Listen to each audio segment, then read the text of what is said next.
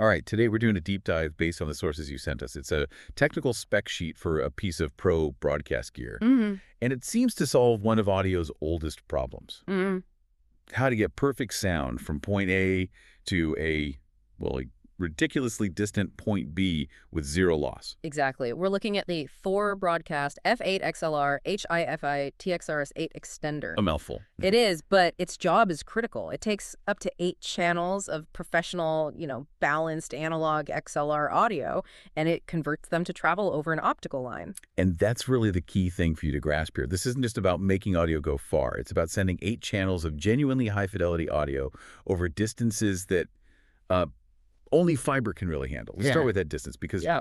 the spec sheet says 0 to 20 kilometers over single-mode fiber. 20 kilometers. So to Yeah. put that in perspective, that's like running audio from a stadium to a production truck parked miles away. Okay. So why are we still using an analog to digital step here when you have things like IP transmission? That's a great question. It really comes down to rock solid reliability and guaranteed quality in one dedicated stream.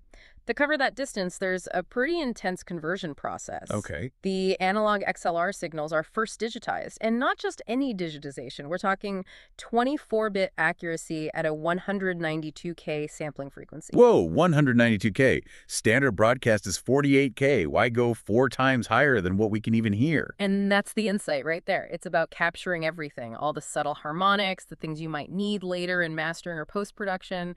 It's future-proofing the source audio. So that it's robust for anything, not just the live feed. Precisely. Then that digital data becomes a 1310 nanometer optical signal. The receiver just reverses the whole thing, turns the light right back into the pristine analog signal you started with. Which brings us directly to that HiFi label on the box. I mean, that's a big claim. It has to be backed up by some serious specs. It is. This is the proof that the signal actually survived that 20-kilometer journey totally unscathed. And what's really fascinating here is the noise floor.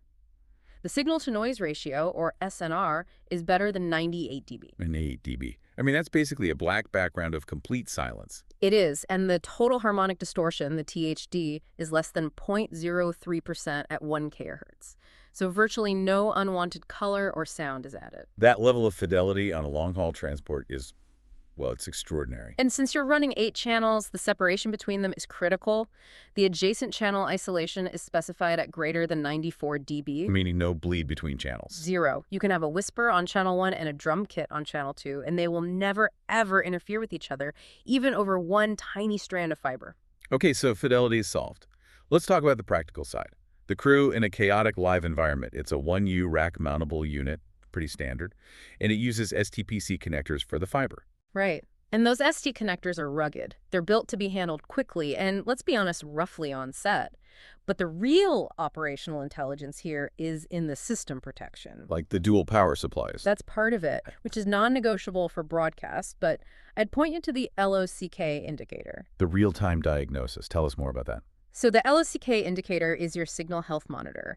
It blinks green when the input signal is normal, in that safe zone between 0.2 and 5.6 volts. Okay, so green is good. Green is good. But crucially, if that input signal hits 5.6 volts, the indicator snaps to solid red. That's a real-time warning. It's telling you signal chopping clipping is about to happen. And why is preventing that clipping so critical that it gets its own dedicated warning light?